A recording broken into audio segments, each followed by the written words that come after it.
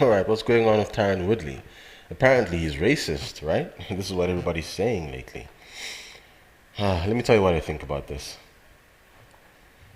Okay, so Tyron Woodley's been saying some racially controversial things lately. But I think, fine, he's a bit of a whiner, this is true.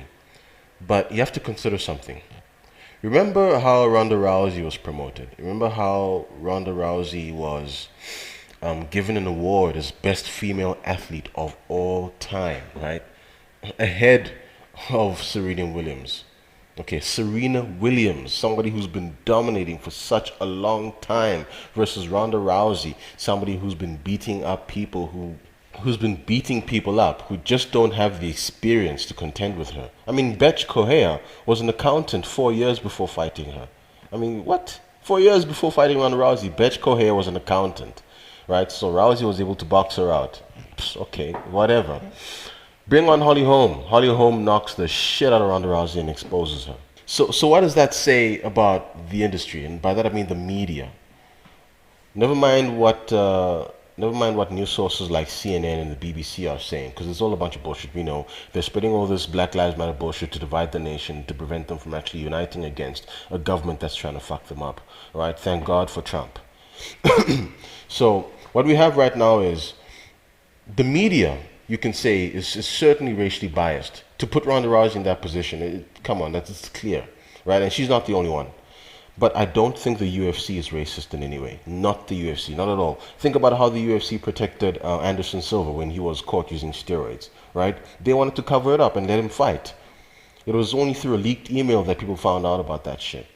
You know, if you look at how well they've treated all their fighters and how poorly they've treated all their fighters, it's equal. They fuck people over and they bend over backwards for people equally. It doesn't matter what the fuck, it doesn't matter what race they are. I've seen this. Look at how they treated Conor McGregor. He refused to do some media stuff. Okay, they prevented him from fighting.